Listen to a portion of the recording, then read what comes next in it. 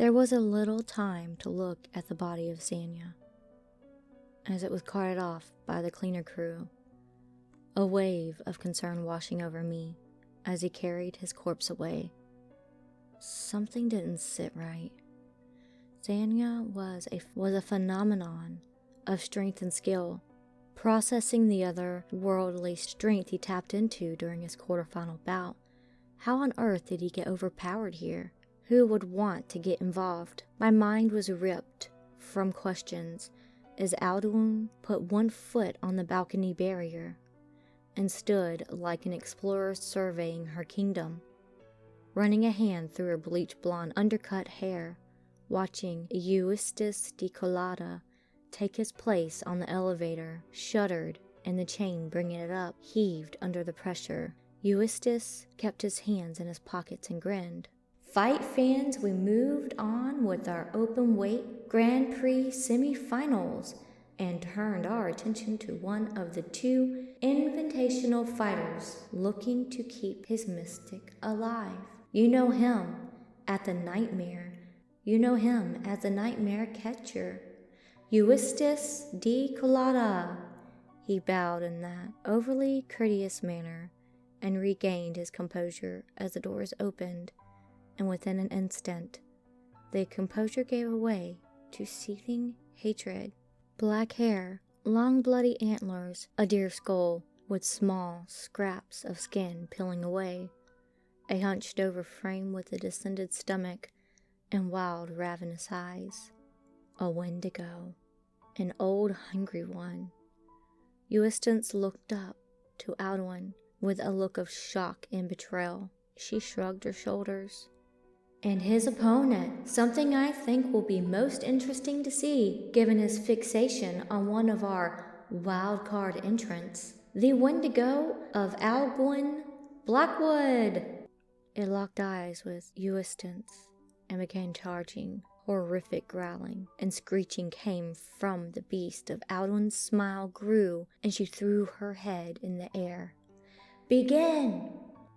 Eustace made no effort to open his satchel, to bring forth a nightmarish creature under his control and end things in a snap. Instead, he threw it aside with his hat and cloak, rolling through the legs of the charging Wendigo and rolling up his sleeves as it turned to pounce. My. So I am to be made a fool in this Grand Prix, am I? Oh, Von Tier, you're merely allowing me to show off my skills with the fiery passion of hate. As he enunciated the final word, his right fist volleyed into the stomach of the Wendigo. It winced, but did not stop its trajectory as it bit into a soft flesh of his shoulder, tearing a piece off and leaping to the other side of the pit to feast. A stunning development. Eustace de Colada has so far been the one to win this entire thing, yet he is now on the receiving end of some vicious punishment. Zunk, what do you think will happen? If he doesn't get that satchel soon, he's going to end up sliced, diced, and not looking so nice. Meanwhile, our cannibal boy over there is snacking on that piece of Eustace like it's one of my strombolis. De Colada has got to do something here. The Wendigo stared up at us as we spoke. Fear gripped my bones when I locked eyes and saw the sheer madness driving this creature to feast. I thought about the legends I heard of families huddled up during bitter winters, the spirit talking to the men and urging them to give in to their hunger and devour their family. I felt that primal hunger locked onto me and the terror on my skin. So, this is how I am to be treated as an invitational fighter. I must reveal why I am here before now. You could have simply asked Commissioner Alduin. Eustace's angry shout snapping me out of the trance and looking down at him, hand clutching his wound as he stared daggers at Alduin. He wrapped it with some tape in his pocket, and while circling the still feasting Wendigo, pulled out a pair of brass knuckles and began approaching. No, literally walking towards this hulking mass of muscle and meat. Was he insane? I loved my family. Growing up, we always enjoyed traveling the circus and plying our trade at the devilish decollata. I was the illusionist in training. My mother was our animal care and expert. Father, the fire devourer and weapons specialist, with my elder brother being our master of ceremonies. Joseph loved pageantry of performances. I wanted to be just like him, kind, passionate, and beautiful. Eustace took several places. He was 20 feet away now and stopped to ruminate on his past. The Wendigo finishing his meal and looking up with a melancholy expression, like he'd forgot he even was in a fight at all. I remembered the night it happened. Father said a new attraction was coming to the circus we were contracted to, and he was concerned. Mother and he went to check it out, while my brother watched me. I was 5 and he was 13. I remember the blood-curdling screams, my mother rushing to our wagon door with her arm hanging out of its socket, the fucking animal leaping into her scalp and ripping it off with its teeth. The beating my brother sustained as he lured it away from where he'd hide me. The screams, ripping of flesh and gurgles, fading to nothing before the deafening silence fell once more. The Wendigo charged and ran straight into an uppercut from Eustace, brass knuckles firmly attached, and sending the beast and some of its teeth flying as it toppled to the ground in a heap. Eustace breathing heavily. This was not a man accustomed to fighting with his fist. The abomination took my family in an instant. I vowed to never let it happen again. I joined the Order of the Moth and dedicated my life to finding, capturing, and where control wasn't possible, eliminating these creatures. He looked down at the Wendigo with disgust as he stepped over it, standing above its head and spitting on it. I never seen such a thing like Wendy. My interest in her is unique, but she is the prize I have come to claim here. When I got word these creatures were housed here, I sought an invitation and acquired one with my then most recent capture. Here I am waiting for my moment, and now my eyes on a wish. He leaned down over the still dazed Wendigo and raised his fist brass knuckles still attached into the air as he spoke, a wish to wipe out every abomination, good or evil. He dropped it down to the skull of the creature with prejudice. 2 strikes, then 3, a 4th shattering part of the skull before the creature twitched and fell limp. Eustace, sweating and still bleeding, rose to his feet and walked back to his bag, Audwin's eyes watching him the whole time. What a come from behind victory by the nightmare catcher himself. Zunk, why do you think he didn't use his satchel? I knew the answer, but that only made it more disturbing to hear someone else confirm.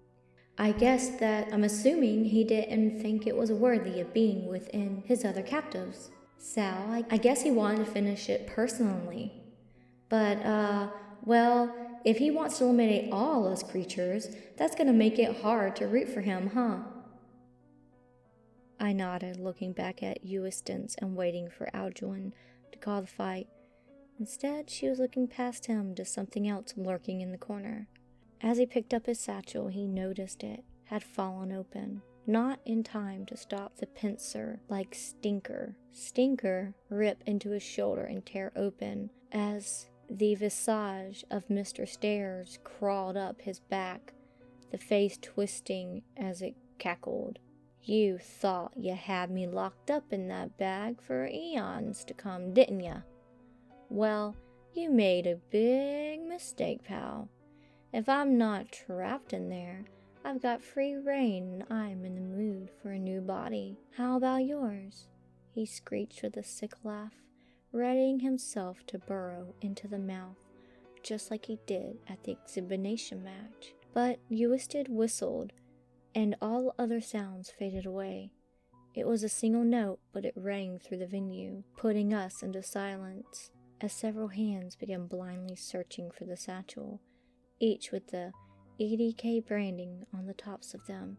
They moved in the same way as a spider, but with a greater sense of agility. Within moments, they sensed MYUU's distance and crawled up to his person, grabbing at Mr. Stairs only by one until they completely enveloped him, squeezing his wooden frame. MYUU's whistling grew higher in pitch, and as they tightened their grip, the wood splintering under the pressure and making the hairs on my body stand on end. When it hit the apex, the doll snapped, and with a powerful gust of wind, a smog escaped the doll and floated out of the pit and down the elevator shaft. MYUU's eyes followed it for a moment, and it looked like he was intent to chase after, but he sighed and grabbed at his now pouring wound, grimacing before taking himself to the dugout, satchel dragging on the ground behind him as Alduin declared him the winner. "A damn interesting story, MYUU. I knew this fight would bring out the best in ya, ahead of all the finals. Let's keep this party rumbling and find out who will be joining ya in the finals from the wild card bracket. He's in the nirvana state. He got that pure zen that could snap into violence at any moment. Mr. Game and Death himself. Wong Zoe!" The attention moved to the dugout, but nobody emerged. Normally, up to this point at least, the fighter would be standing and waiting when Alduin called them out. A courtesy, more than anything. Plus, after all he'd gone through to get here, you think Wong would want to be right out there and claiming what he sees as his rightful spot. But 2 minutes passed and nobody came out, much to Alduin's chagrin. "All right, someone fucking wake up the Monkey King and bring him here. He's had enough time." She slammed a foot down, and the ground shook a tad. "You too have been on your own journey through hell, Sabata." Looked behind me, and Wong stood there, his eyes white and his jaw slack. Someone was speaking through him. Someone sinister. The one climbed through Gasha Dakuro for eons and attained a higher state. He flitters between planes of existence and needed to suffer the most gruesome of fates in order to make the leap. But you, my word, you did it without even trying. He reached out cold, clammy hands and grips my forearms. Zunk looking on nervously and unsure how to act. "I've watched volleys of death. I have seen you live, die, love, suffer, and struggle countless times.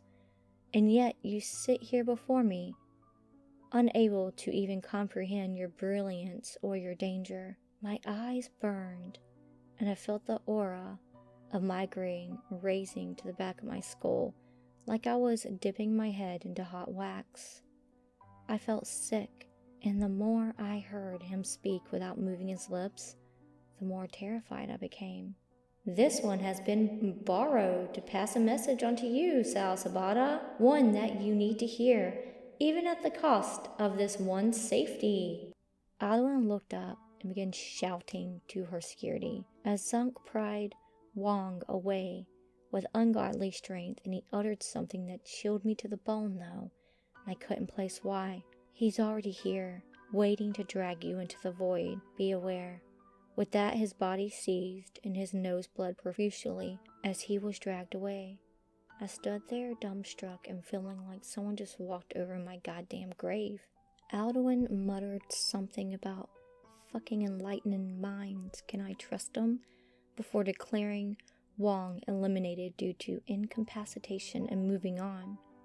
But I couldn't shake the inalienable feeling that something was watching me, piercing eyes from somewhere unseen in the venue, and a malicious intent that separated itself from the competitors below, the kind that threatened to take me at a moment's notice whenever it saw fit. Much like Alduin, the crowd had grown restless, and their bloodlust had risen to an all-time high. This was to be expected. Most didn't leave the pit alive, and to forfeit voluntarily or otherwise was absolutely unthinkable. I was trying to calm myself down by scratching my palm when Zunk placed a gentle hand on my shoulder and smiled, staring at the sheets in front of us. Hey, know what I do when I'm nervous? I focus on colors in my mind that make me feel calm. Sounds dumb, I know, but I get through urges to revert to what I was. Well, I just think of the color, magenta, and I feel at ease.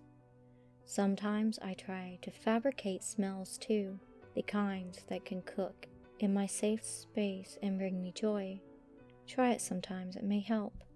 He smiled and briefly looked over, kind, weary eyes meeting me and putting me at ease as I grinned back and thanked him. Well, what you gonna do? Summer duds happens, am I right? Moving on to our next semifinal match though. I don't think we're gonna get any disappointments.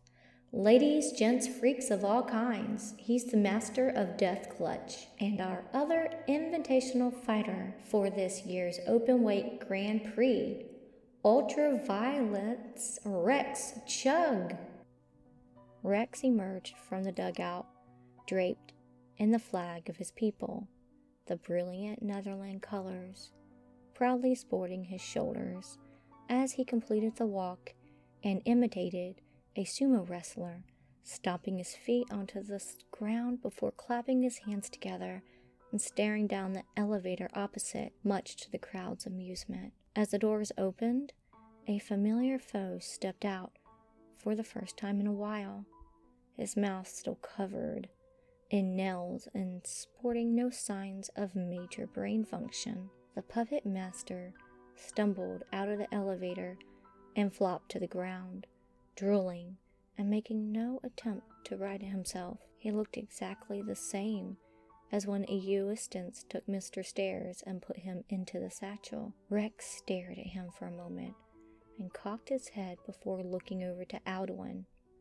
You sure about this? I don't want to beat on someone who can't even fight. Ain't that against the rules? Alduin's eyes flashed, and she smiled wide at Rex, leaping up to her perch and laughing. You really shouldn't judge a book by its cover, Rex. Begin!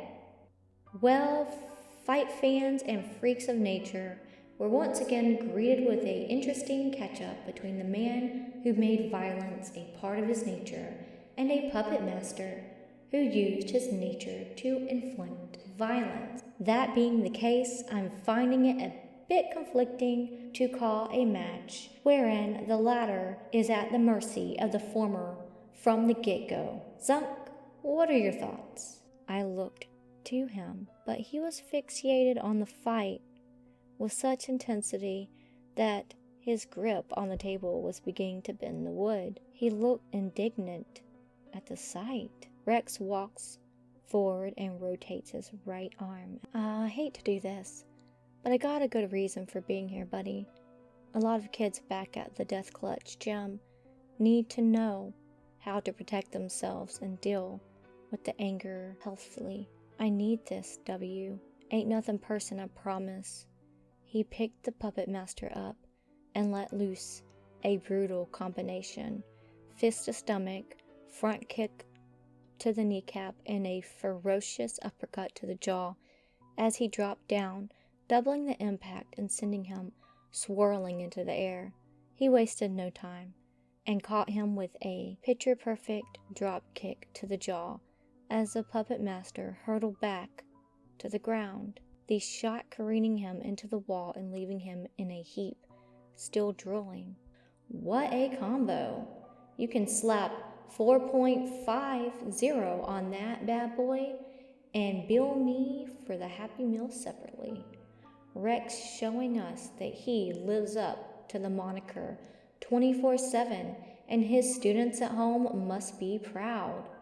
Though I find it hard to cheer with the opponent limp, it looks like this one will be over soon and Rex Chug will be moving on to the finals.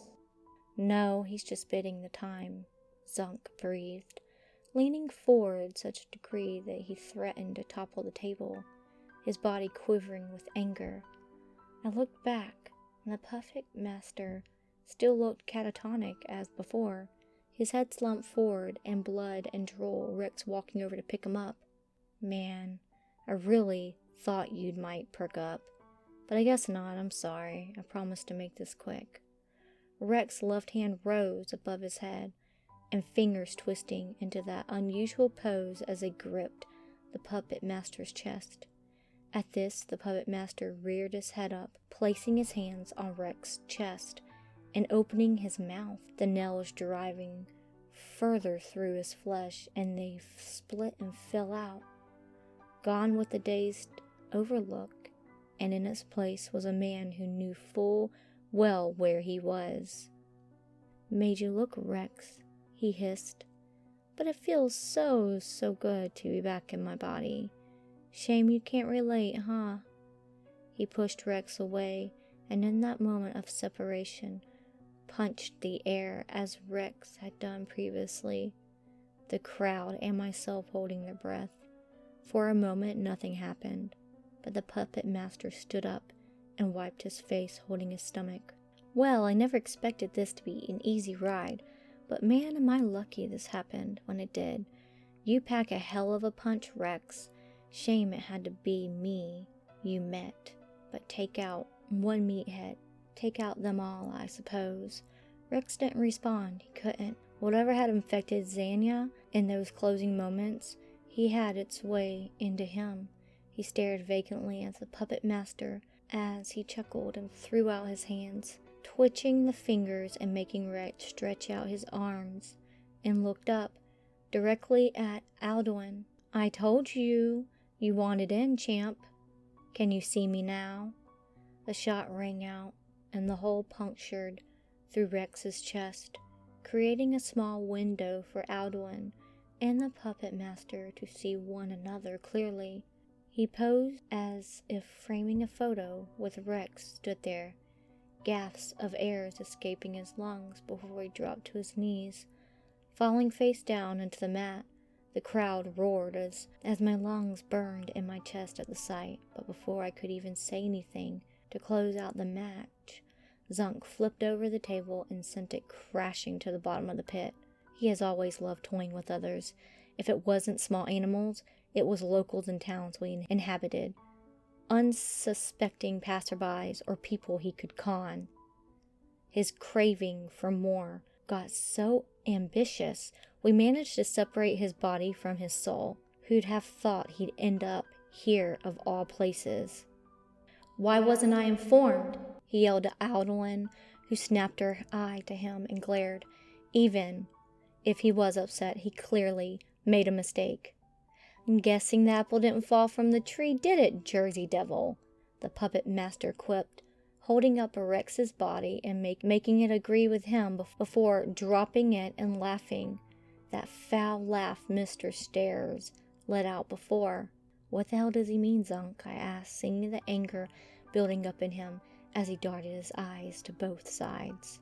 "That man down there, the one who just manhandled Rex Chug, he's my son, Malphus, but he goes by another moniker from his terrorizing days."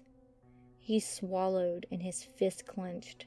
The tension in the air was palpable, but I couldn't take my eyes off of Rex or shake the anxiety of this creature's intent.